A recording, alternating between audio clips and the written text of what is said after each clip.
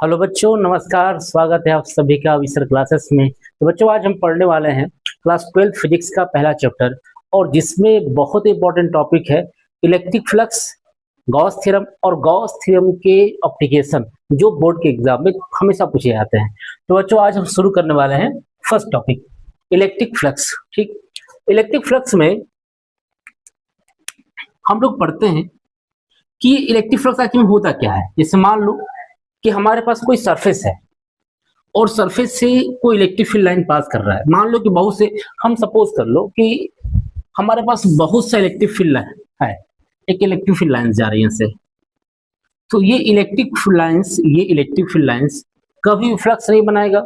जैसे नॉर्मली क्या है, इलेक्ट्रिक फील्ड पास कर रहा है तो कहाँ से पास कर रहा है, स्पेस में जा रहा है या कहीं भी जा रहा है, तो क्या ऐसे इलेक्ट्रिक फील्ड जो पास करेगा तो ये फ्लक्स बनाएगा। सपोज कर लो कि ये हॉल है, कमरा है, कमरे में एक तरफ से इलेक्ट्रिक फील्ड लाइन आ रही है और ऐसे होते हुए पार कर गई, तो क्या ये फ्लक्स बनाएंगे? तो बिल्कुल नहीं बनाएंगे। फ्लक्स कब बनाती है? फ्लक्स तब बनाती है जब कोई इलेक्ट्रिक फील्ड लाइन किसी सरफेस से होकर पास करता हो। जैसे मान लो कि कोई कॉपी है, और सपोज करो ये कॉपी है, कॉपी से इससे छेद करते हुए आर पर निकल जाए, इसको आर पर करते हुए पास करता है कोई फील्ड लाइन, तो वो बनता है, फ्लक्स बनाता है। तो यहां पर हम मान लो एक सरफेस है, ठीक है, और इस सरफेस से कोई इलेक्ट्रिक फील्ड लाइन, और इस सरफेस से कोई बहुत से इलेक्ट्रिक फील्ड लाइंस पास करती हैं। ऐसे ऐसे मान लो पास कर रही हैं, इससे भी होकर जा रही हैं ऐसे। तो ये जो ऐसे सरफेस से जो परपेंडिकुलर लाइन पास कर रही हैं, जितने भी लाइन पास कर रही हैं ऐसे ऐसे, तो जो इलेक्ट्रिक फील्ड लाइंस सरफेस के परपेंडिकुलरली पास कर रही हैं वो फ्लक्स बनाती हैं।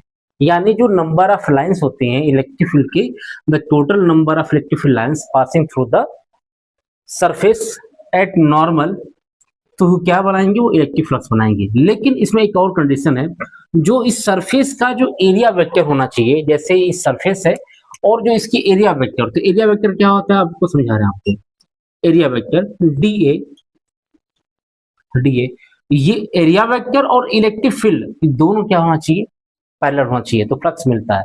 मतलब एरिया वेक्टर क्या होता है, देखो कोई सरफेस है जिसका एरिया ए है, इसके परपेंडिकुलर हम लाइन ड्रॉ करेंगे तो इसको हम एरिया वेक्टर बोलते हैं।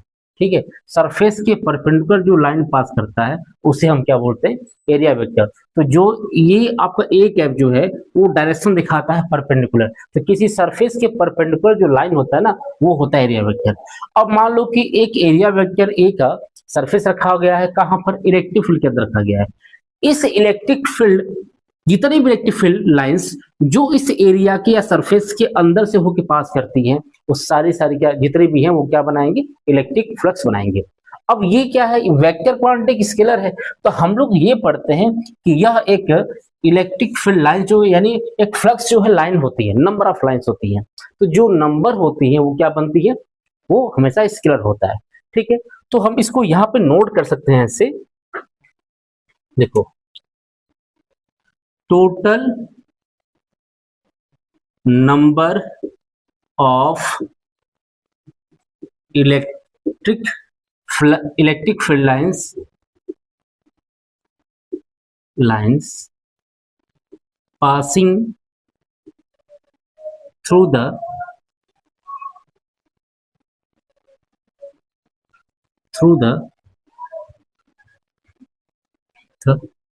normal to the surface is called electric flux. ये होता है, ठीक है। It is denoted by phi. हम लोग इसे फाई से डिनोट करते हैं, ठीक है, फाई से डिनोट करते हैं। तो फाई इक्वल टू क्या होता है? ई इंटू डी ए मान लेते हैं, ठीक है। और इसको हम कर लेते हैं इंटीग्रल, इसको बोलते हैं क्लोज इंटरवल बोलते हैं इसको, ठीक है ना। तो हम इसको इंटीग्रेट कर लेते हैं, यानी टोटल सम होता है ये, इसको हम लिखेंगे phi equal to E into D होता है, ठीक है। अब यहां पर ये वेक्टर फॉर्म में लिखा गया इसको। अब इसको लिखने का दो तरीका होता है। पहला तरीका देखो, हम इससे लिख सकते हैं कि इट इज स्केलर क्वांटिटी। ये क्या होता है? स्केलर क्वांटिटी होता है। नेक्स्ट इसका टॉपिक है कि यदि कोई electric field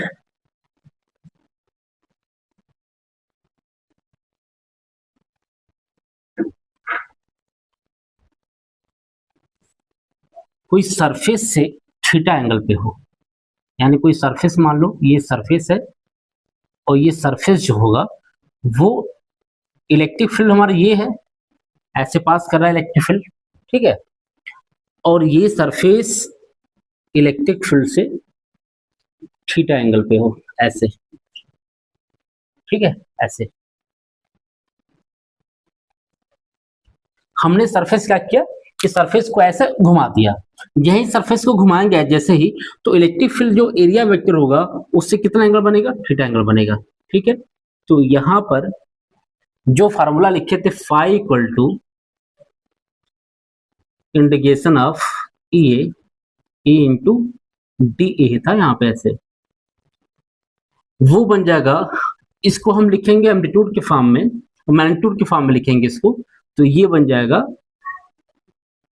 E D A cos theta, ठीक। ये टोटल इलेक्ट्रिक फ्लक्स तब ये फार्मूला बनता है, ठीक है। तो दो केसेस में बनता है।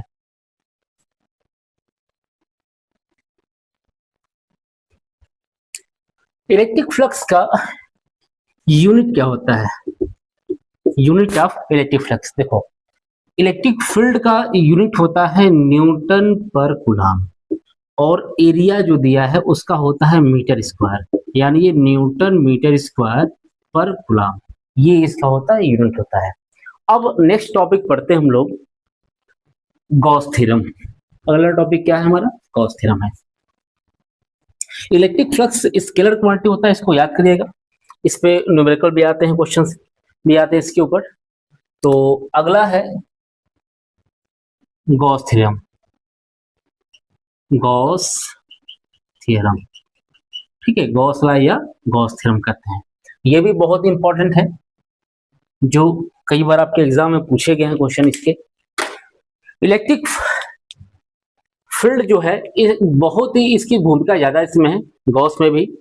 और गॉस थ्योरम हम अप्लाई वहां करते हैं जहां पर कोई भी सरफेस कैसा हो, क्लोज हो, जैसे कोई बंद कमरा है, कोई हॉलो स्फीयर फॉर्म में हो। तो यदि कोई सरफेस यदि चारों ओर से घिरा हो तो वहां पे क्या फॉलो करता है? वो वहां पे गॉस थ्योरम फॉलो करता है। तो गॉस थ्योरम क्या कहता है? देखो, गॉस थ्योरम ये कहता है कि कोई यदि गॉसियन सरफेस हो, मतलब एक ऐसा सरफेस जो चारों ओर से घिरा हो, गॉसियन सरफेस हो, और कोई चार्ज यहाँ प्लस क्यू चार्ज यहाँ पे रख दी, यहाँ पे जिसकी इलेक्ट्रिक फील्ड चारों तरफ पास करता है ऐसे, ठीक है। इलेक्ट्रिक फील्ड जो होगा वो चारों तरफ पास करेगा ऐसे। तो गॉसियन सरफेस है यहाँ पे है, जिसके सेंटर में कोई हमने एक चार्ज क्यू रखा हुआ है, तब जो इलेक्ट्रिक फ्लक्स होता है वह इस चार्ज का 1/ε0 टाइम्स होता है, गुना होता है। मतलब इलेक्ट्रिक जो फ्लक्स होता है वो पूरे चार्ज का, जितने चार्ज है उसका 1/ε0 टाइम्स होता है। यानी इसको हम लिख सकते हैं ऐसे, द टोटल, चाहे द हटा देंगे, total electric flux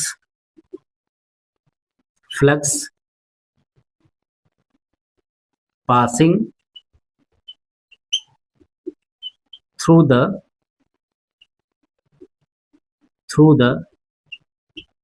closed surface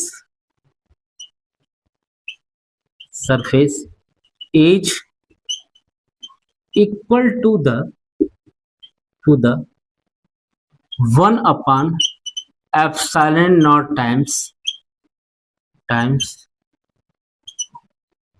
of total या नेट चार्ज। हम यहाँ पे टोटल या नेट चार्ज हम लिख सकते हैं यहाँ पे, ठीक है ऐसे।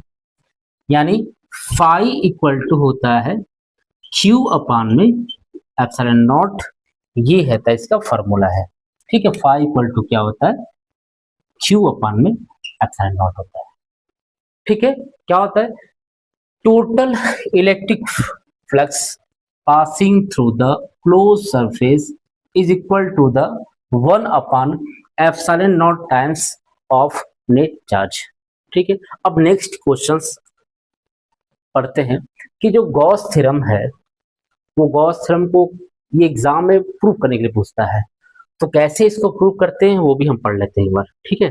तो अगला है इसका प्रूविंग कैसे होता है। तो देखो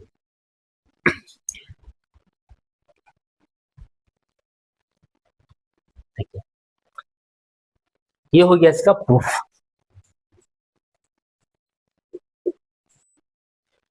सबसे पहले हम क्या करेंगे कि एक गॉसियन सरफेस बनाएंगे ऐसे हम, ठीक है। एक गॉसियन सरफेस बनाएंगे,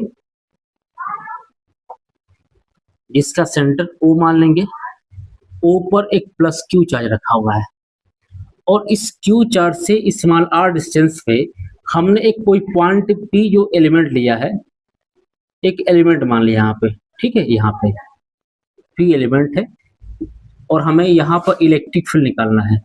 अब जो इलेक्ट्रिक फ्लक्स पास करेगा वो बस हम इतना ही मानेंगे कि इससे इसके थ्रू पास कर रहा है, यानी डी ए इसका एरिया वेक्टर होगा, और इलेक्ट्रिक फील्ड जो होगा वो भी सेम इसी के डायरेक्शन में जा रहा है ऐसे, ठीक है। तो यहां पर जो सेंटर ओ है वो ओ से स्मॉल आर डिस्टेंस माना गया कि स्मॉल आर डिस्टेंस पे ये पॉइंट पी जो एलिमेंट डी है वो उपस्थित है। अब एलिमेंट पी से होकर गुजरने वाला इलेक्ट्रिक फ्लक्स कितना होगा, तो डी फाई मानेगा, डी फाई। देखो क्या होता है कि गॉस थ्योरम अप्लाई करते हैं तो गॉस थ्योरम के लिए क्या होता है, दो कंडीशन। पहला कि सरफेस कैसा होना चाहिए, चारों ओर से घिरा होना चाहिए, तो चारों ओर से घिरा हुआ है। दूसरा चीज ये है कि सबसे पहले हम एक स्मॉल एलिमेंट लेते हैं और फिर उस स्मॉल एलिमेंट के लिए हमको टोटल इंडिकेशन कर देंगे, तो पूरा हमको फ्लक्स मिल जाएगा, पूरी सरफेस कितना पास कर रहा है। सपोज कर लो कि यदि हमको अमेरिका जाना है या मान लो कि हमको मून पे जाना है, तो हमने मून देखा नहीं है, तो हम लोग क्या करते हैं कि मान लो कि मून पे जा रहा है तो कितना खर्च आएगा जाने का। तो ऐसे तो किसी भी साइंटिस्ट को दिक्कत होगा, ऐसे फर्स्ट टाइम कोई मून पे गया होगा तो कितना उसमें खर्च आएगा, कितनी एनर्जी लगेगी, किसी को मालूम नहीं है। तो क्या करते हैं हम लोग, वो इंडिकेशन से कैलकुलेट करके आता है। जैसे मान लो कि हमने 10 किलोमीटर दूर चला, 10 किलोमीटर में कितनी एनर्जी खर्च आ रही है, या 50 किलोमीटर दूर चल के देखते हैं कि कितनी एनर्जी खर्च आ रही है। उसी हिसाब से कैलकुलेशन से होगा कि 4 लाख 5 लाख किलोमीटर दूर जाने में कितना खर्च आएगा। तो एक इंडिकेशन होता है, कोई माप तो नहीं किया है कि हाँ ये फिक्स नापना होता है। तो उसी तरह से क्या होता है कि हमको फ्लक्स निकालना होता है, तो फ्लक्स के लिए क्या करते हैं, ये एक छोटा सा पार्ट लेते हैं और उससे होकर गुजारते हैं कितना फ्लक्स निकल रहा है। और यदि पूरी एरिया का हम इंडिकेशन कर दें तो क्या मिल जाएगा, पूरे सरफेस से कितना फ्लक्स पास कर रहा है वो मिल जाता है हम लोग को। तो हमें क्या करना है कि पूरे सरफेस से फ्लक्स पास कराना है। इससे पहले क्या करेंगे हम कि हम पहले निकालेंगे इलेक्ट्रिक फील्ड। क्यों, क्योंकि फाई जो वैल्यू होती है, देखो फाई इक्वल टू क्या होता है, ई इंटू डी ए होता है। तो पहले हम इलेक्ट्रिक फील्ड फाइंड कर लेते हैं, ठीक है। तो यहां लिखेंगे, देखिए electric field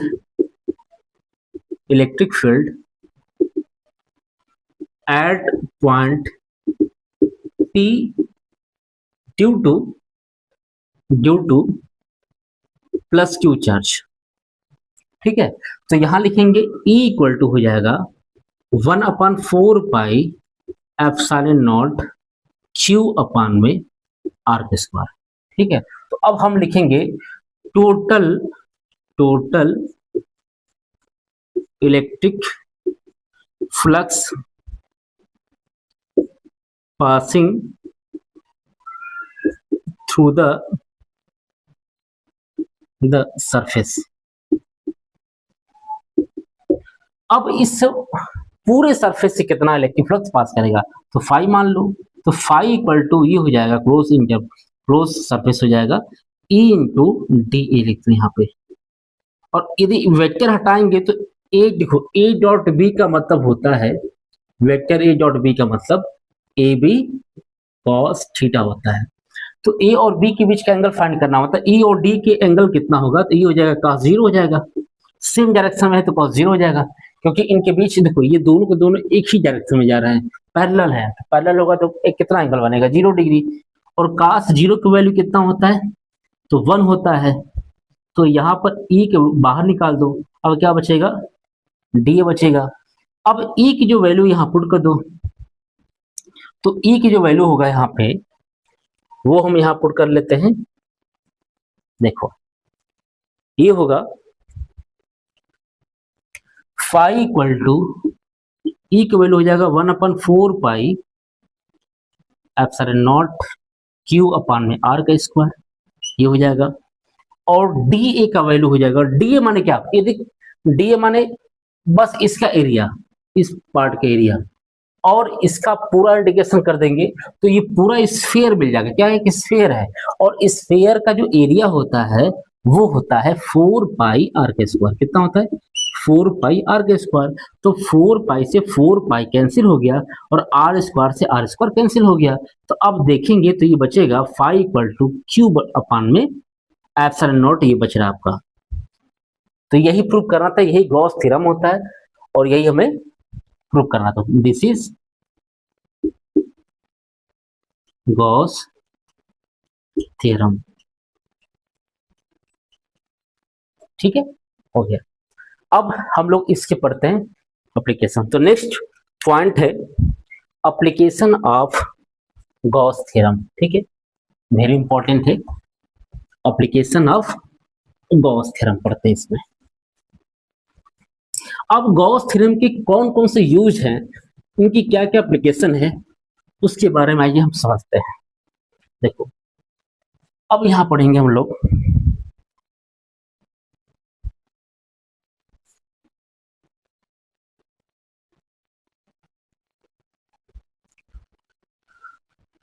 application of Gauss theorem में पहला point, electric field due to an infinitely long charge wire.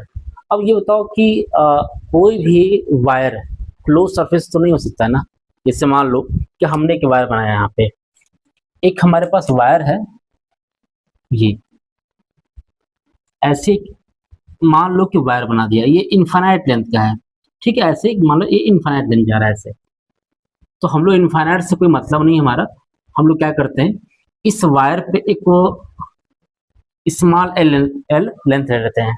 तो ये बताओ कि क्या ये वायर क्लोज सरफेस है, तो आप बोलो कि सर नहीं है, क्योंकि वायर जो कोई भी वायर जा रहा है, जैसे मान लो मार्कर क्या है, एक वायर समझ लो, और इस मार्कर को ऐसे रखेंगे तो ये क्लोज सरफेस से बनेगा। तो हमने क्या किया कि एक कल्पना किया है, क्योंकि रियल में ऐसा तो होगा नहीं, तो एक क्या किया जाता है कि इसके चारों तरफ एक सरफेस हम लोग बना लेते हैं। मान लो कि वायर है, इसके चारों तरफ क्या बनाते हैं, सरफेस बनाते हैं सब लोग। ठीक है, ऐसे कुछ बड़ा ही सरफेस बन गया है, इतना बड़ा सरफेस, चलो ठीक कोई बात नहीं, इतना बड़ा सरफेस बनता नहीं कि बन गया है, कोई दिक्कत नहीं। ये सरफेस बन गया यहाँ पे ऐसे,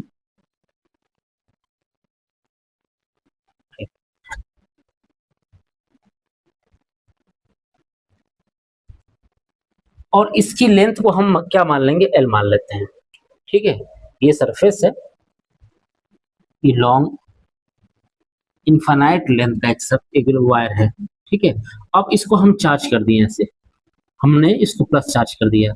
जब इसको हम चार्ज कर देंगे तो इलेक्ट्रिक फील्ड चारों तरफ फैलेगा इसमें, तो इलेक्ट्रिक फील्ड दिखाया कि हर एक पार्ट से क्या बनेगा, इलेक्ट्रिक फील्ड मिलेगा। तो मान लो कि हमने इसके ऊपर एक सरफेस बनाया, ऐसे सरफेस ऐसे लिया, और एक हमने पार्ट लिया इसके पैरेलल, इसके सामने के लिया सरफेस। तो ये सरफेस जो होगा, जो कर्व सरफेस पे कोई छोटा सा एलिमेंट लेते हैं डीए, तो इसका इलेक्ट्रिक फील्ड हमारा वो भी बाहर होगा, और इसका सरफेस जो एरिया होगा वो भी क्या होगा, परपेंडिकुलर होगा सरफेस से। इसमें क्या होगा, इसका सरफेस एरिया क्या होगा, ऊपर की तरफ होगा डीए, और इलेक्ट्रिक फील्ड क्या होगा, वो तो फिक्स है, इलेक्ट्रिक फील्ड फिक्स होता है हमारा, ठीक है, चारों तरफ फैल जा रहा है पैरेलल।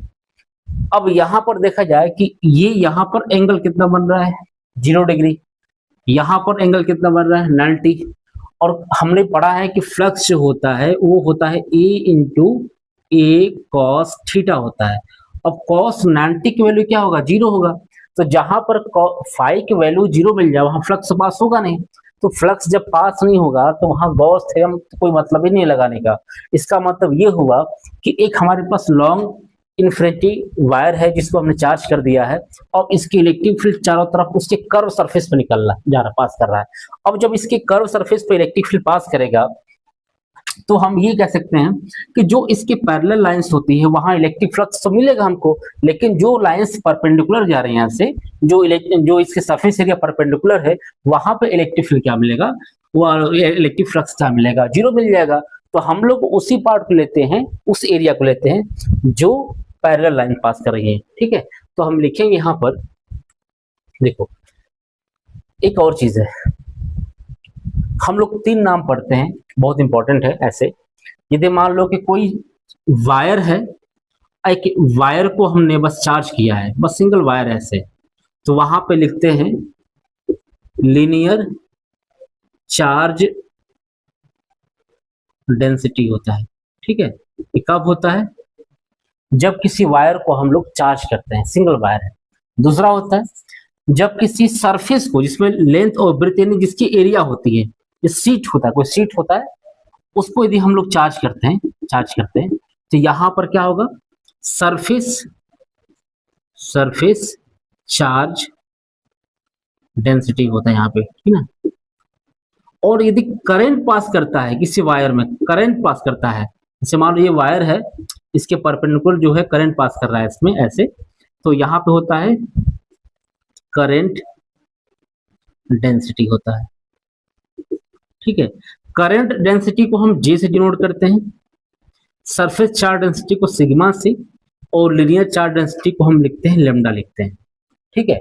अब इसके फार्मूला क्या होता है, देखो यहाँ पे, तो लेमडा का फार्मूला होता है, लीनियर चार्ज डेंसिटी होता है Q अपान में L। किसी यूनिट लेंथ पर चार्ज डिस्ट्रीब्यूट होता है उसे क्या बोलते हैं, लीनियर चार्ज डेंसिटी। और किसी के सरफेस पे चार्ज डिस्ट्रीब्यूट होता है, यानी पूरे पर यूनिट एरिया पर चार्ज का डिस्ट्रीब्यूट होना क्या होता है, वो होता है सरफेस चार्ज डेंसिटी होता है। और करंट पे क्या होता है कि J इक्वल टू होता है I अपान में A होता है, I अपान में A होता है। उसके यूनिट एरिया पर जो करंट फ्लो होता है परपेंडिकुलरली, उसे क्या बोलते हैं हम लोग, करंट डेंसिटी कहते हैं, ठीक है। अब इसको हम सॉल्व करते हैं, इस फार्मूले का यूज हम करेंगे अभी। तो याद करना, अब यहाँ पर क्या है, वायर है, तो वायर में लेंथ होगा, तो लेंथ में क्या होता है, लीनियर चार्ज डेंसिटी। तो ये लिखेंगे यहाँ पे, देखो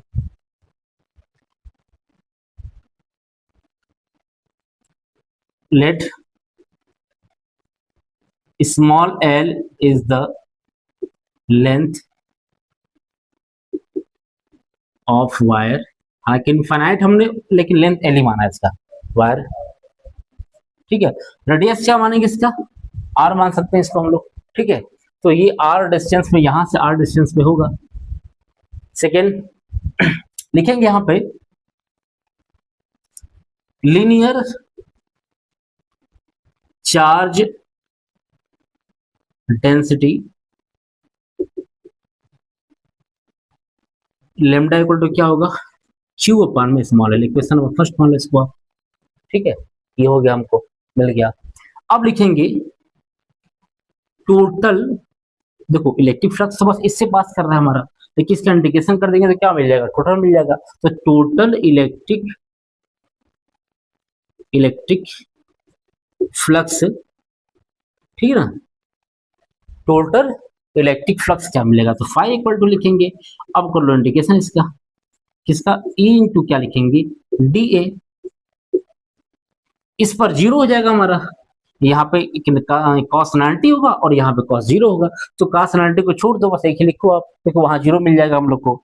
तो ये फाई इक्वल टू हो जाएगा इलेक्ट्रिक फील्ड हमें फाइंड करना है ना, तो इलेक्ट्रिक फील्ड तो बाहर निकल जाएगा। अब ये हटा दो आप, क्योंकि यहाँ पर cos जीरो मिल जाएगा और cos जीरो की वैल्यू होता है 1, तो ए इंटू डी ए मिलेगा। तो ये क्या इंडिकेशन होगा इसका, डी ए, ठीक है, डी ए।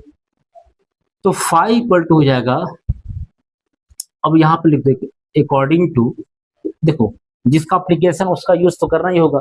अब ये एप्लीकेशन किसका है, गॉस थ्योरम का। तो हर एक फार्मूले में, यानी हर एक फार्मूला जो प्रूव कर रहे हैं उस सब में गॉस थ्योरम अप्लाई करेंगे। तो अकॉर्डिंग टू गॉस थ्योरम, और गॉस थ्योरम अभी हम लोग पढ़े हैं क्या है कि फाई इक्वल टू क्यू अपन में क्या होता है, एप्सिलॉन नॉट। तो यहाँ फाई की जगह पर लिख दो क्यू अपन में एप्सिलॉन नॉट इक्वल टू ई। और याद करना ये इंडिकेशन दिया हुआ है किसका, एरिया का। और पूरे एरिया मतलब कि ये आपका एक सिलेंडर है, और सिलेंडर का जो कर्व सरफेस एरिया होता है वो होता है 2 पाई आर एच, 2 पाई आर एच होता है। लेकिन हमने यहाँ पे क्या माना है, एच को एल माना है, तो यहाँ पे एल लिख दो बस, ठीक है। तो यहाँ लिखेंगे ई की वैल्यू क्या मिल जाएगा, ई पूछा है तो डिवाइड कर दो, तो हो जाएगा 1/2 पाई एप्सिलॉन नॉट, कांस्टेंट को आगे रखो और क्यू अपान में लिख दो आर एल लिख दो। क्यू बाई एल की वैल्यू इक्वेशन 1 से लेमडा होता है, तो ये ई की जो वैल्यू हो जाएगा वो हो जाएगा 1/2 पाई एप्सिलॉन नॉट, ये लेमडा अपान में क्या हो जाएगा, आर, ठीक है, इतना हो जाएगा।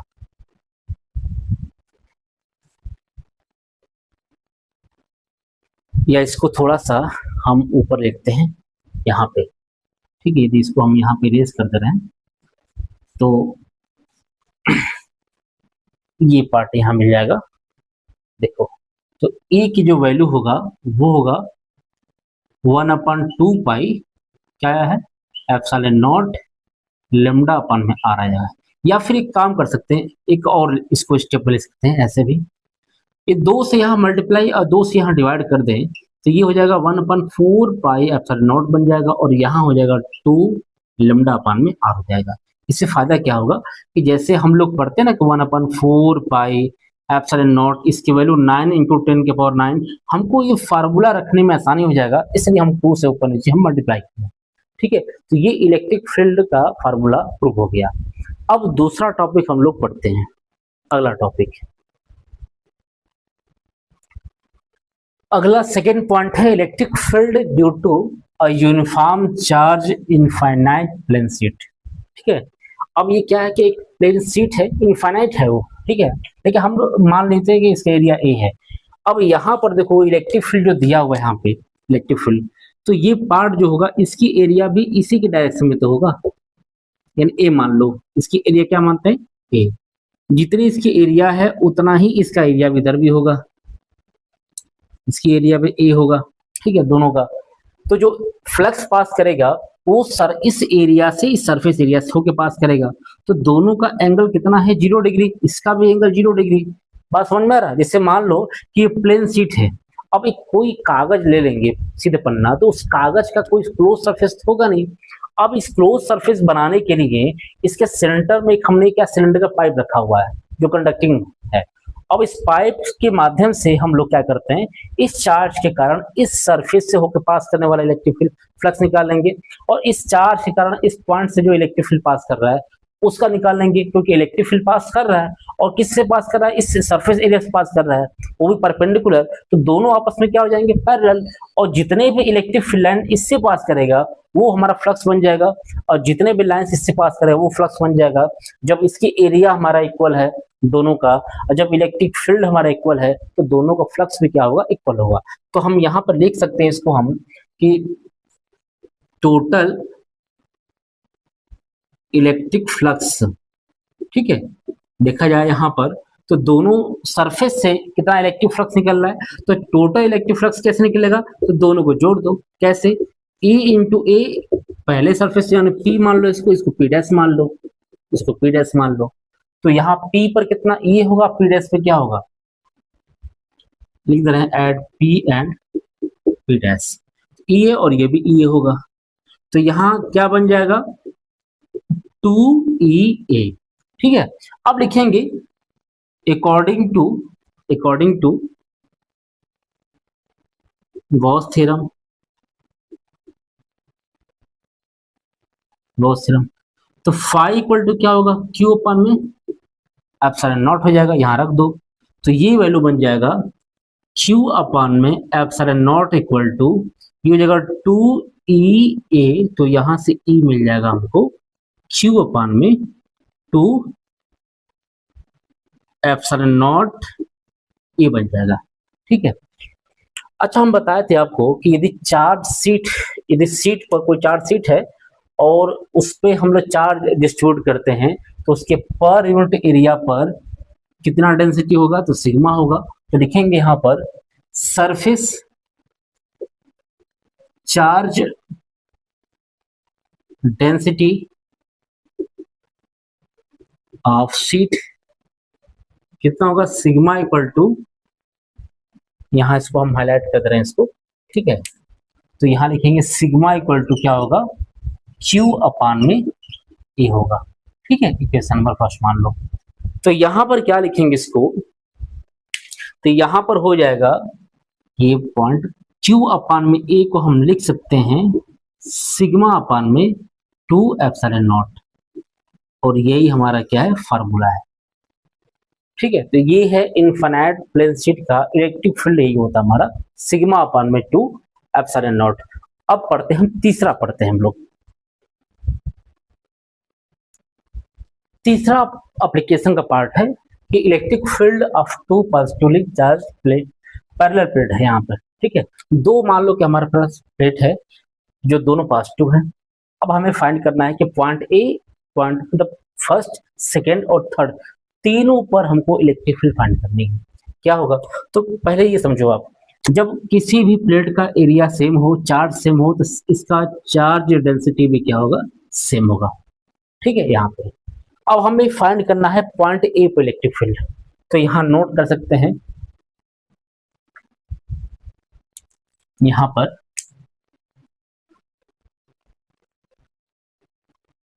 Eight point first.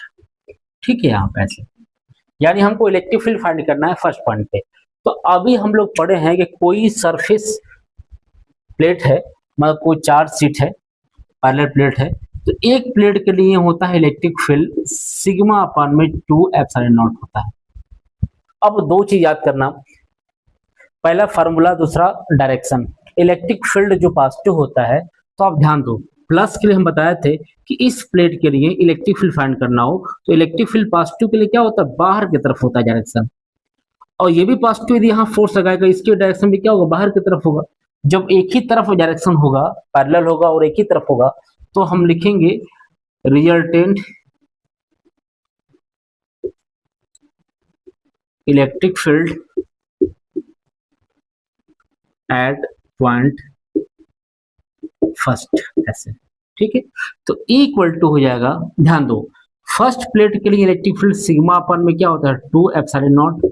दूसरे प्लेट के लिए भी सेम होगा, 2 एप्सिलॉन नॉट। पर क्यों ऐसा सेम होता है, क्योंकि चार्ज डेंसिटी, जब चार्ज सेम है, जब एरिया सेम होगा इसका दोनों प्लेट का, तो क्या होगा, इसका चार्ज डेंसिटी भी सेम होगा, तो इलेक्ट्रिक फील्ड भी सेम आएगा इसका।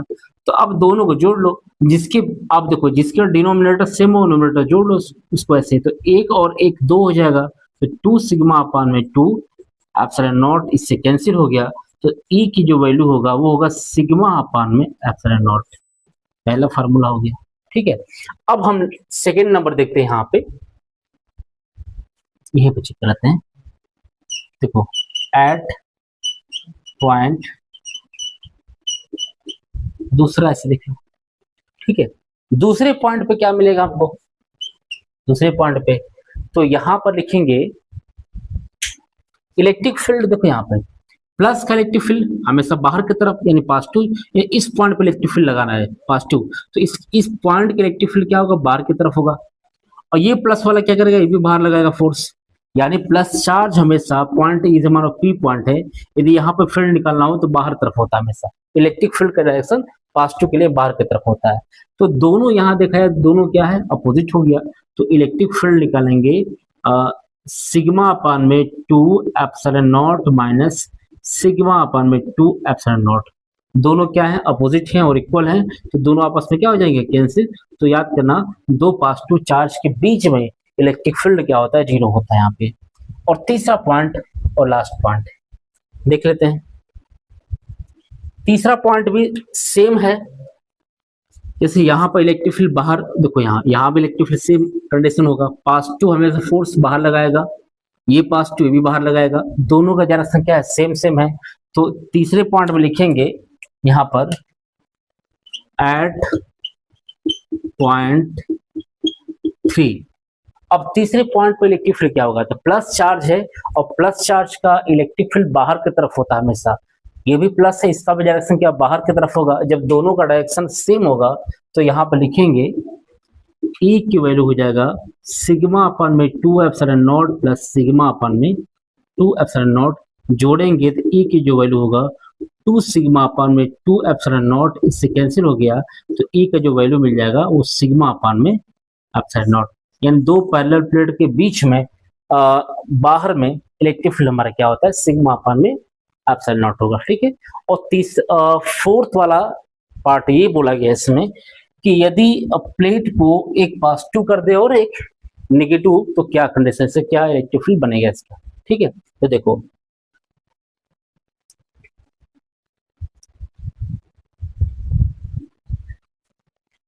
यदि हम एक प्लेट को पॉजिटिव और एक प्लेट को नेगेटिव कर दे रहे हैं, तो क्या मिलेगा यहाँ पे, इसको हम कर दे रहे हैं माइनस में, ठीक है। ऐसे देखो ये हो जाएगा माइनस में, माइनस कर दे रहे हैं यहाँ पे ऐसे, ठीक है। अब यहाँ पर यहाँ लिखते हैं अपोजिटली,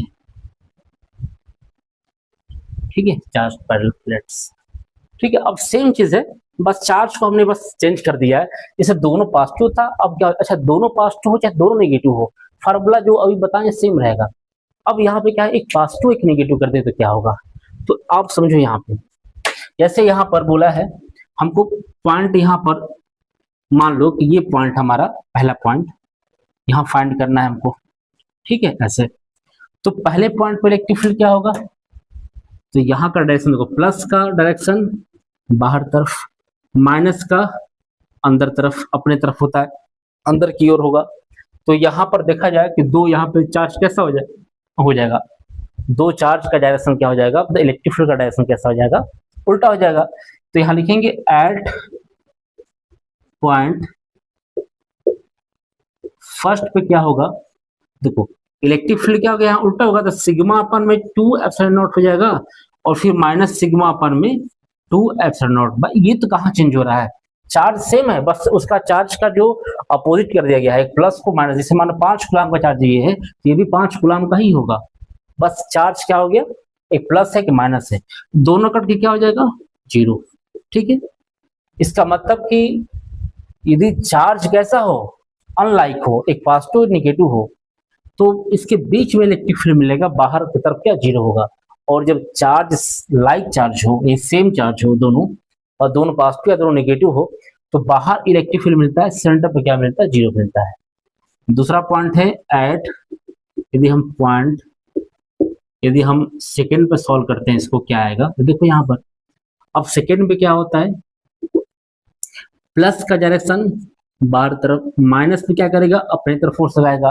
तो अब इन दोनों का डायरेक्शन कैसा हो गया, सेम, तो जुड़ेगा, जब एक ही डायरेक्शन हो तो जुड़ जाएगा यहाँ पर इलेक्ट्रिक फील्ड। तो ये हो जाएगा सिग्मा अपन में 2 एप्सिलॉन नॉट प्लस सिग्मा अपन में 2 एप्सिलॉन नॉट, 2 सिग्मा अपन में 2 एप्सिलॉन नॉट से कैंसिल हो गया, सिग्मा अपन में एप्सिलॉन नॉट, ये हो जाएगा E की वैल्यू हो जाएगा, ठीक है।